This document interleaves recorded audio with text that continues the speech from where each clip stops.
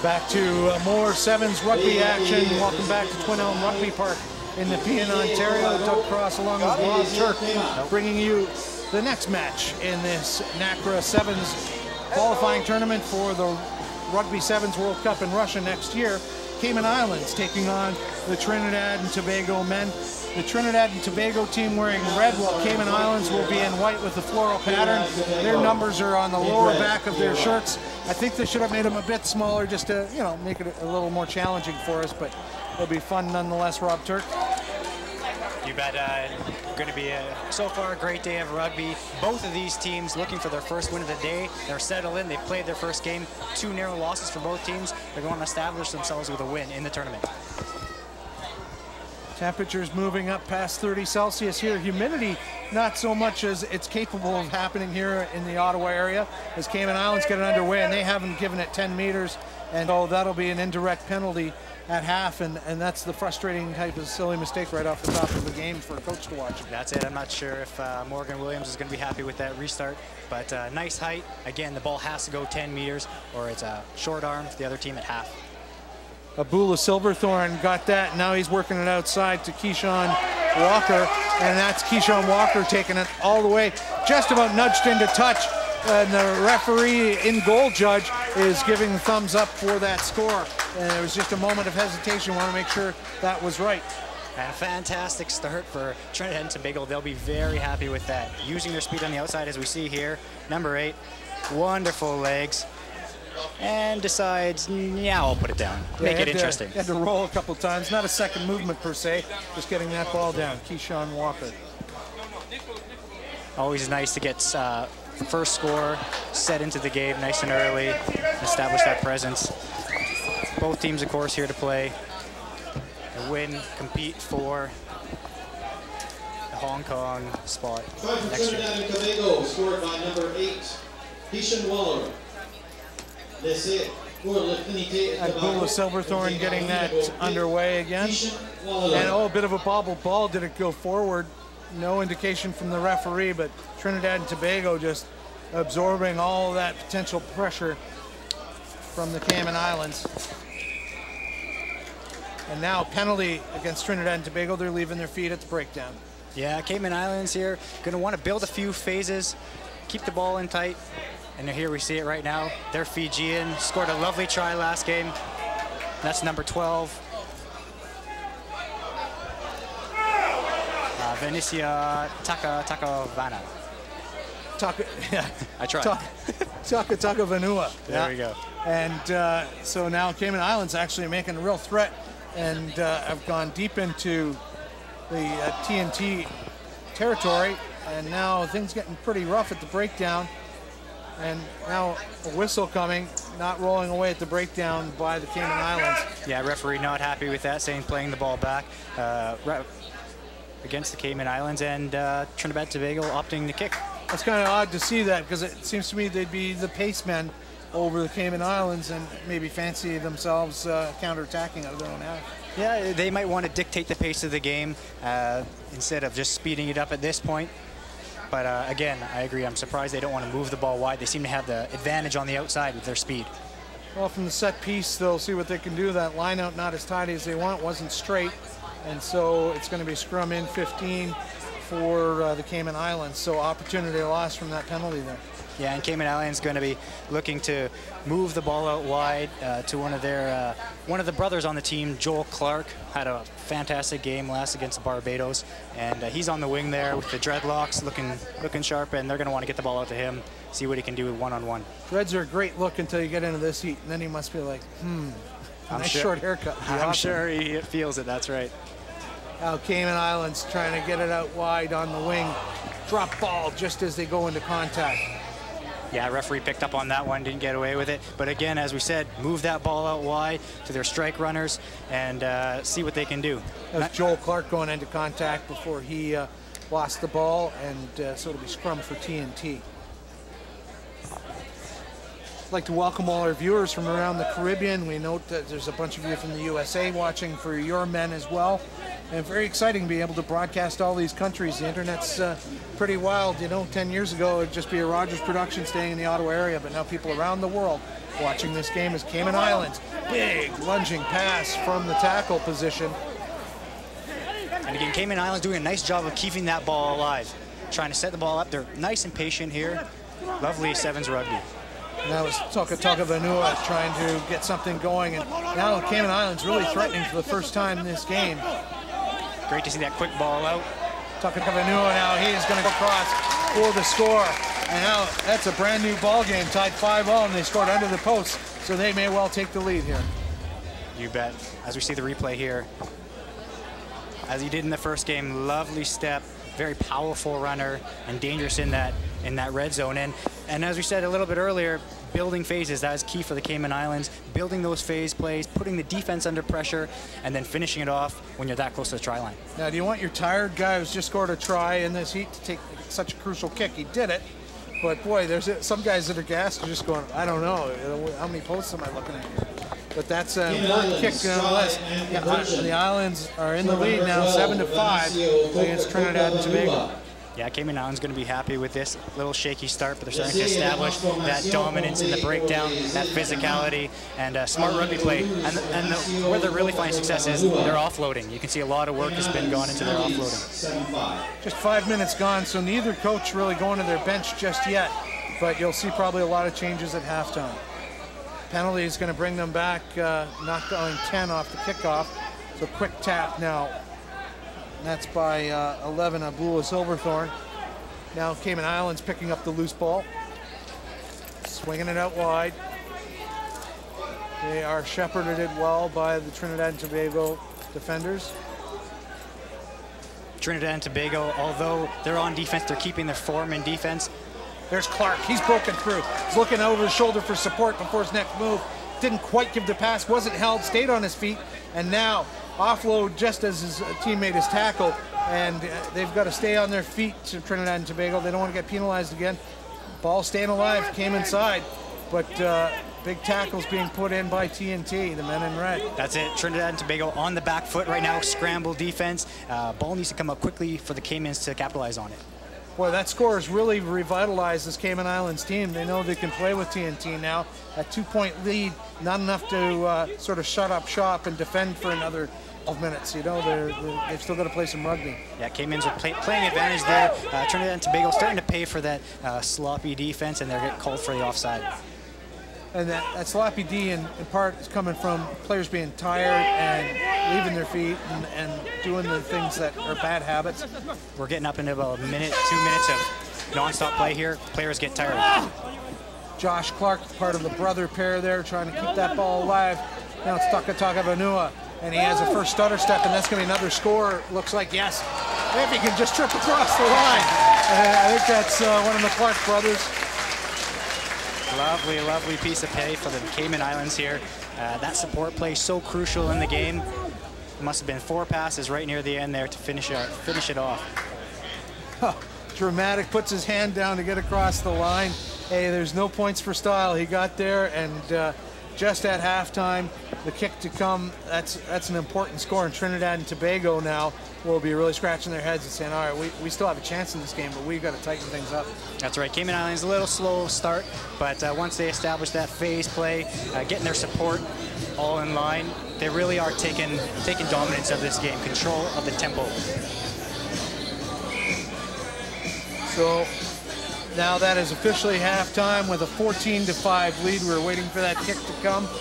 And if you're the coach, Rob, for Trinidad and Tobago, are you making changes? Are you changing the structure? Yeah, I think you do. I mean, they're not playing poorly per se, but they just haven't had the ball. And so you might want to inject a few quick new players in there, get a little bit more energy in, and start to build that phase play. Listen, we saw them score a lovely try on the outside. They're going to want to move the ball out wide. Let's listen to Morgan Williams, former Canadian Sevens player, coach his team. Come right over the top and move the ball. But we need to get more tempo now. Higher. Keep the tempo going, okay? I want to get Dowd in right now for Murph. Okay, so get the number Dowd and Murphy, change them right now. We have to start a better team, right? We're gonna be bringing guys in right away pretty soon, okay? So give everything you got. Slow with 14-5. All right, boys. It's a long-time veteran of the Sevens Wars, Morgan Williams, imparting his wisdom He's working with Richard Grizz Adams, who's the director of Cayman Rugby Union.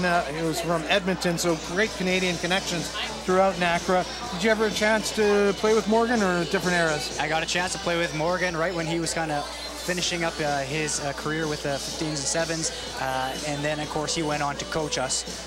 Phenomenal. I absorbed everything he said like a sponge. Phenomenal player, and those skills are just, no one compares in Canada. So fortunate for the Cayman Islands to have that kind of access, and it's paying off on the scoreboard now. They're maintaining their poise. They're doing those things that, you know, Morgan had to learn when Canada wasn't always a strong team, and you had to bite and fight your way to some big wins on the road. Exactly. Morgan knows what it's like to be a nation that struggles to compete against the top countries out there. What a great restart kick. That had snow on it when it came down. And they're reaping the rewards of a great kick. Good start. So that was Abdul Silverthorne with the kickoff, and now ball goes to ground, and we'll play the knock on there. Yeah, you heard at halftime there Morgan Williams saying, I want to up the tempo. So Cayman Islands comfortable with where they are, injected a few new players, as we can see a couple substitutions, and they want to raise the tempo, move the ball wide quickly. So that was a great kickoff, and 7 for Trinidad and Tobago. Daryl Scott got to it, but there was a bit of a knock on once he knocked that back. So Takataka Vanua getting it out wide now. Here's one of the Clark brothers again. And ball goes to ground, but Cayman teammate there to clean it up, but he is wrapped up by 3 Trinidad and Tobago tacklers. I got my T countries all mixed up. Oh, someone was about to get leathered or go 5 points the other way, and neither thing happened. And a little bit of a after the whistle play here. Referee doing a very nice job of calming them down, saying, let's play rugby here, that's why we're here. Stephen Cook-Sammy of Trinidad and Tobago sort of taking exception with maybe some late contact. Everyone was sort of at 6s and 7s not knowing what was happening there, because it looked like a big tackle was on and it didn't happen, and now it's penalty to Trinidad and Tobago. They'll spin it wide and take their chances. And you just said, I think Trinidad and Tobago's got to take their chances now. They need to score. James Phillip gets that out wide. He gets the ball back now. He's going down the wing. This is going to be a big score. He's got to go into the posts. And he should have tried harder and gotten around that last defender. He's left a difficult kick for his teammate. Scores 14-10. It could have been 14-12. He gave up on himself a little bit. Absolutely. Nice, lovely straight arm, as we'll see here. The fend on one of the brothers. Beautiful straight arm. But when you get over that line, it is so crucial to keep going, and often you don't see it. To keep going. He just slid into second base and gave up on it, and he really should have taken the contact and knocked him over. I mean, tackling in goal is tackling in goal, and that conversion goes across, though. So it's all a moot argument now, but boy, if they'd missed that and they missed the game by 2 points, they'd be discussing finish under the post whenever you can. You bet. Trinidad and Tobago are going to start to build confidence. They've scored in the second half, and they're going to be happy with that. They're going to want to keep going, keep dictating the tempo of the pace, and they're having success moving the ball out wide. High kickoffs being offered by Trinidad and Tobago, but here's Cayman Islands going the other way. They're going to have to score another try to just put a stamp on this game, and they've done well. Doesn't look like this is the speed merchant for the Cayman Islands, but he's really pounding through and getting up the yards here. And now a penalty ends it all. Yeah, great call by the referee right on there to make the mark. Isolated player. Seen some Taka Vanua trying to make a big tackle and jar that loose against his opposite number, Joseph Kwashi.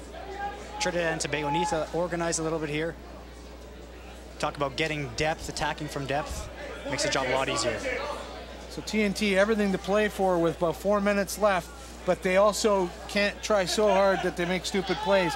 4 minutes isn't long in the real world, but it's quite a bit of time in the sevens world. They have a lot of time to come back and score a try and take this game. So that was Philip Rogers trying to fend off Clark there, and he gets taken into touch, and it's going to be a line out for the Cayman Islands here.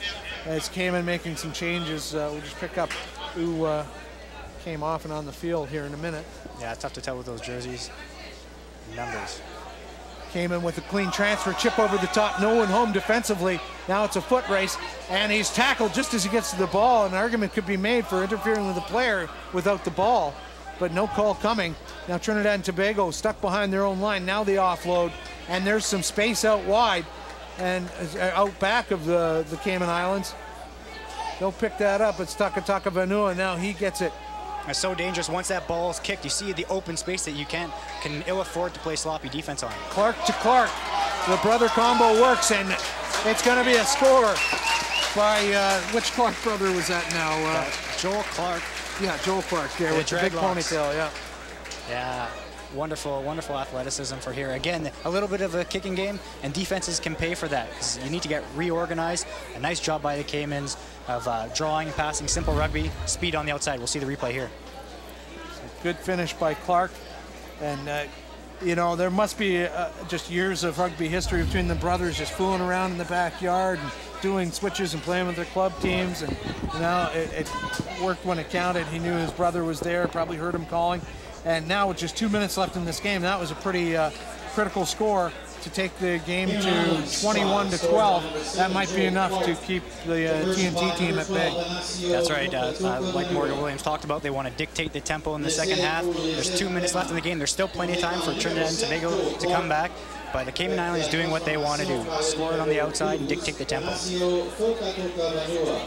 So a revitalized looking Cayman Islands team is Taka Vanua is going to restart this game, and it looks like they're going to go up right, and they want to eat up the clock now as much as possible. Absolutely, and Trinidad and Tobago, of course, wanting to do the very opposite. Keep the ball alive, use their subs, use their speed, get on the scoreboard. Tariq Cheeks with that ball now.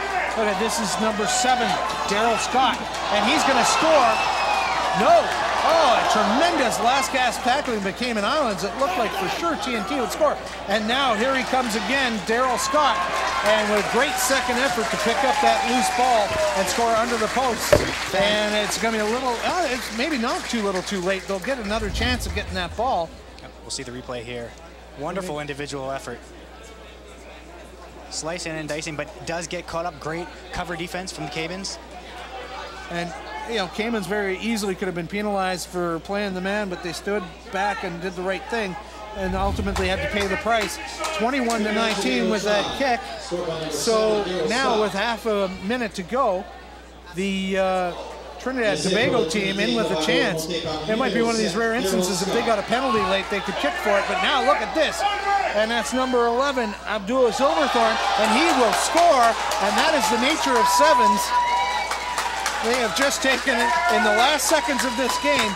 Cayman Islands had this, and Morgan Williams will be apoplectic knowing what he had on the field there. As you said, this is why the game is so exciting. The last few minutes, what a turnover and momentum. Lovely play by Trinidad and Tobago. Individual effort, team effort. Are they saying that conversion previously didn't go over? Because that was right in front of the post. Right now we're waiting for the scoreboard to be updated, but there is no time left in the game. Kick very crucial. This kick will be, well, it'll be 22-21 even if he misses it, but it went over, so we'll have to get the final score. 24-21, but I believe there's one more conversion on there because he was right in front of the post. So absolutely, but nevertheless, Trinidad and Tobago. Cayman Islands lead 2 late scores, and you know, you don't want to say a team, you know, let another team win. Trinidad could have felt down and out with those late scores, and they held on, and they must be really thrilled with that victory. Again, the excitement of the game. Never can leave your seat. So for Rob Turk, I'm Doug Cross, and the final score was 24-21 for Trinidad and Tobago, and we'll be back after the break for our next match.